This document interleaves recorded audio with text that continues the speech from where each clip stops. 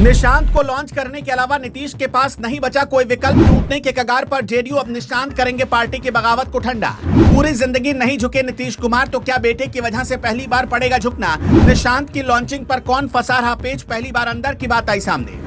या तो पार्टी का होगा विलय या अध्यक्ष बनेंगे निशांत। जेडीयू विधायक ओढ़ने को तैयार, बस ग्रीन सिग्नल का इंतजार। दही चूड़ा के बाद होगा असली खेला।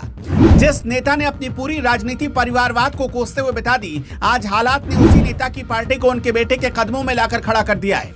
क्योंकि जेडीयू को बिखेरने से बचाने के लिए अब निशांत कुमार के अलावा कोई दूसरा रास्ता नजर नहीं आ रहा।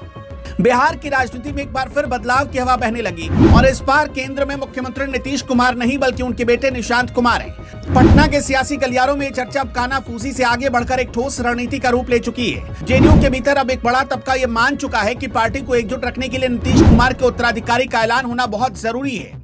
जिस तरह से जेडीयू के नेता और कार्यकर्ता दबी जुबान में बदलाव की मांग कर रहे हैं, वो अब मांग सतह पर आ गई। खबर है कि मार्च के महीने में दिल्ली में होने वाली जेडीयू की राष्ट्रीय कार्यकारिणी की बैठक में एक बड़ा फैसला लिया जा सकता है। यह फैसला निशांत कुमार की सक्रिय राजनीति में एंट्री को लेकर होगा।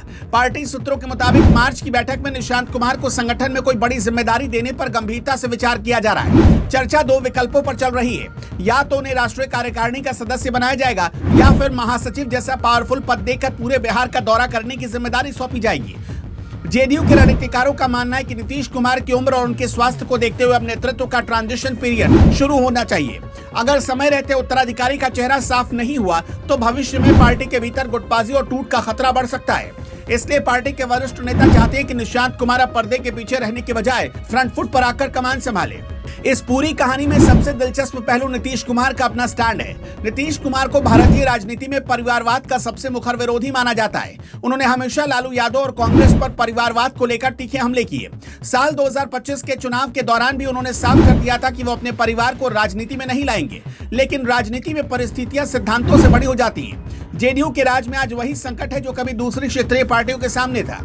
आरसीपी सिंह जैसे नेताओं पर भरोसा करके नीतीश कुमार देख चुके हैं और उसका अंजाम पार्टी भुगत चुकी है। इसलिए अब यह तर्क दिया जा रहा है कि बेहतर है कि कमान घर के भीतर ही किसी ऐसे व्यक्ति को दी जाए जिस पर कार्यकर्ता भी भरोसा करें और नेतृत्व भी सुरक्षित हाथों में रहे। पटना की सड़कों पर लगे पोस्टर और बदलते हुए माहौल गवाही दे रहे हैं। जगह जगह नीतीश सेवक मांगे निशांत के नारे पोस्टर लिखे दिखाई पड़ रहे हैं।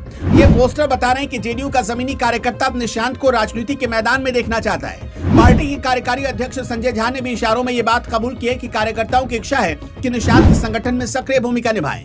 पिछले साल शपथ ग्रहण समारोह में निशांत का सबसे अगली कतार में बैठना एक संयोग नहीं था, बल्कि वो भविष्य की एक झलक थी।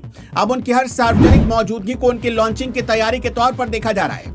राजनीतिक विश्लेषकों का मानना है कि जेडीयू के लिए फैसला मजबूरी बन चुका है। आज का राजनीतिक माहौल वैसा नहीं है जैसा 10 साल पहले था।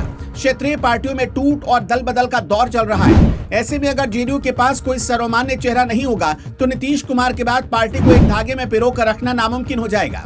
निशांत कुमार का चेहरा कार्यकर्ताओं को एक इमोशनल कनेक्ट देता है और संगठन को एक सेंटर पॉइंट मिल जाता है। मार्च की बैठक पर अब पूरे बिहार की नजर है। अगर उस दिन निशांत को जिम्मेदारी दी जाती है तो ये मान लिया जाएगा कि बिहार की राजनीति में नीतीश युग के बाद अब निशांत युग की औपचारिक शुरुआत हो चुकी है। ये जेडीयू के लिए अस्तित्व बचाने की लड़ाई भी है और भविष्य की तैयारी भी।